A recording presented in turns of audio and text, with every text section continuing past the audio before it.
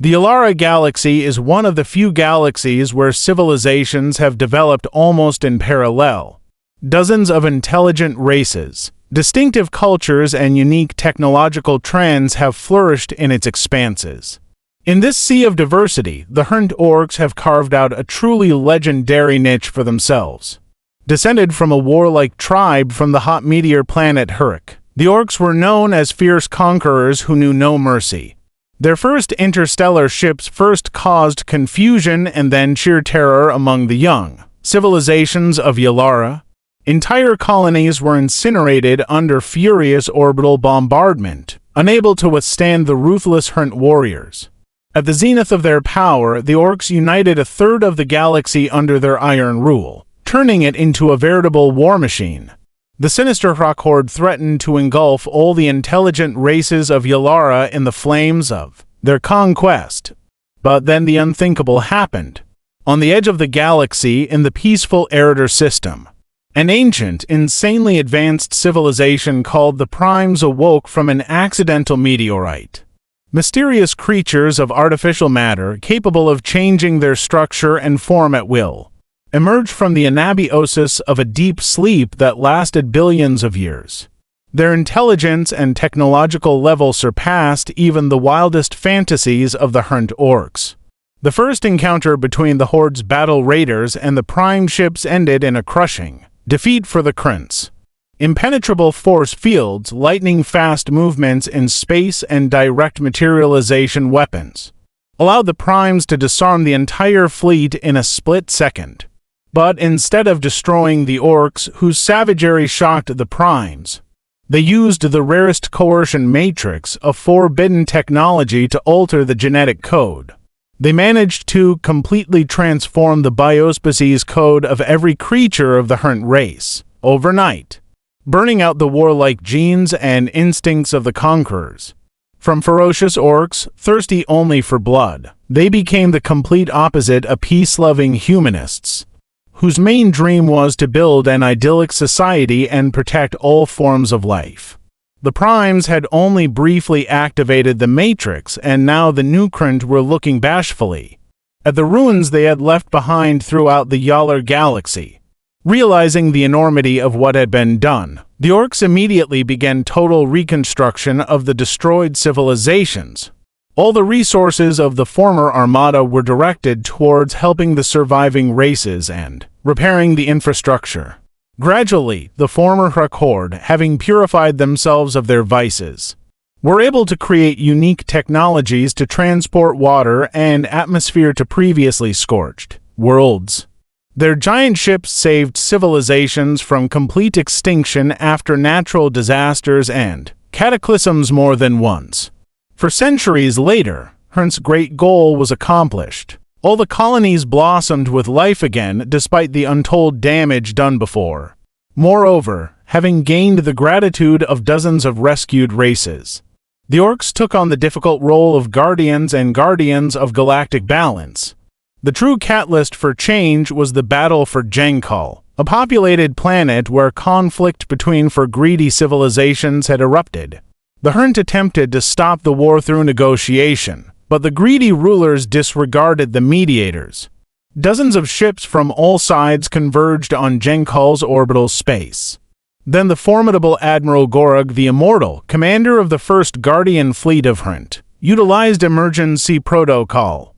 The giant Hrant orbital battleship Metal Fist advanced to the planet's traverse and deployed experimental null deflectors.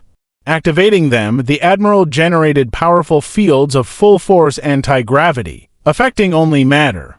As a result, all aggressive ships suddenly found themselves literally ripped out of space, thrown back to Jankal with a furious force. Hundreds of ships of all shapes and sizes fell to the planet's surface, crumbling from the impact with each other. Stunned by what they saw, the rulers of the warring races contacted Admiral Gorug in a panic, demanding an explanation. He calmly replied, "Enough bloodshed.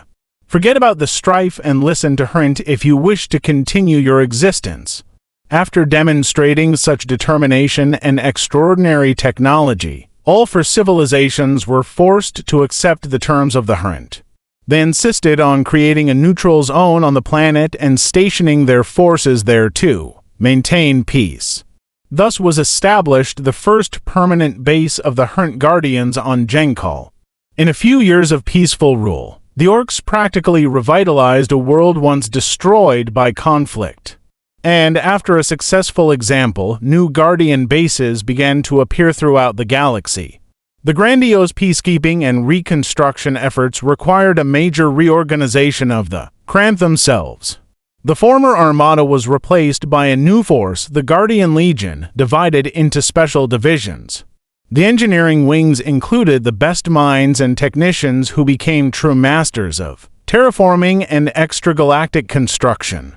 Their techniques for rebuilding atmospheres and moving water resources were considered invaluable.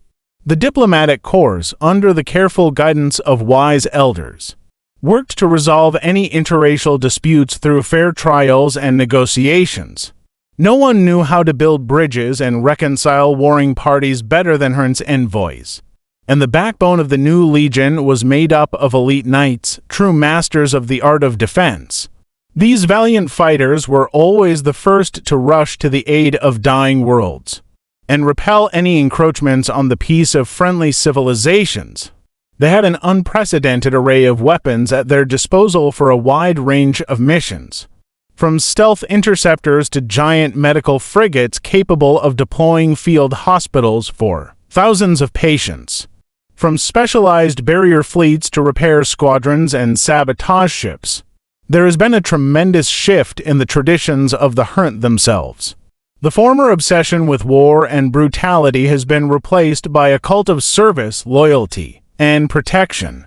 Every Orc recruit learned the philosophy of the way of the Guardian from a young age and trained hard to live up to the high ideals. Along the way, he learned military science and medicine, repair techniques and transportation strategies, diplomacy and judicial procedure. To become a full-fledged Guardian, he had to master a breadth of knowledge and skills unimaginable to most races. Over the years, the Guardian Legion of Hrant has grown to incredible proportions. Their stations, shipyards, and bases at strategic points in the galaxy have become a veritable unspoken superpower, designed not for expansion but for order and the protection of the weak. For centuries, no war, disaster, or emergency in the Yalara galaxy has been without the intervention of the Guardians of Hrant. Their omnipresent patrols, boundless willingness to sacrifice, and fundamental knowledge have been the key to peace and prosperity in the galaxy. And if there was the sound of orbital bombardment, the stomping of conquering armadas, or the cries of the dispossessed, everyone knew that it was only a matter of time before the distinctive silhouettes of Hrant cruisers like flying fortresses appeared in the sky. And so deliverance was at hand. The greatest test for the Guardians of Hrant was the Age of Entropy, a dark period when the mysterious machine civilizations known as the Wurs began to awaken one by one in the galaxy. The origins of these construct races, driven by a mad desire to enslave or destroy all organic life forms, remained unknown. But one thing was certain: their technological level was orders of magnitude beyond even the greatest achievements of the other races, including the super-advanced primes. The first victims of entropy were distant worlds in the 16th scattered arm of the galaxy. Huge robotic fleets of Wur descended on dozens of planets of outlandish swamp reptiloids, space nomads, and gas-formed races. The proponents of artificial intelligence wiped out any form of biological life in one merciless blow. The Guardians of Hrant's third diversionary strike wing were the first to respond to the desperate distress call, but their legendary stealth ships and tiny sabotage teams could not hold back the Wur's onslaught. Living scouting parties simply vanished overnight, crushed by the insane power of the machine armadas. Soon the entropy offensive spread to other regions of the galaxy. Hrant's flagship Blade of Dawn led a desperate mission to evacuate the inhabitants of the 16th Arm, but even its unprecedented size did not save it from destruction. A handful of surviving corvettes brought terrible news of the battleship's fate. literally melted into orbit on some nameless world. Further battles against the ruthless were only confirmed their total superiority. The deflector fields of the newest fighters dissipated at the touch of machine blades. The cruiser's plasma torpedoes bounced off the war's gravimetric shields without harming them. Even unprecedented efforts to insert sabotage teams aboard enemy ships ended in failure. The enemy's artificial intelligences were able to instantly detect any extraneous life forms and deactivate them. Rapidly, the situation was becoming critical. Fleet after fleet, the Hrant were forced to retreat, leaving behind entire arms of the galaxy occupied by the war. There was an air of hopelessness in the Guardian headquarters. No one knew how to deal with such madness of technological machine killers. As a last desperate move, the Race Alliance made a hidden decision.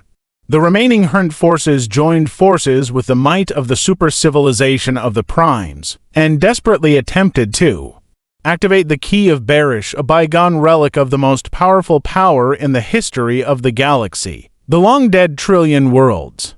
Only the activation of the ancient artifact, the legends said, could temporarily paralyze any of the war machine systems and give a chance for a respite for a counterattack.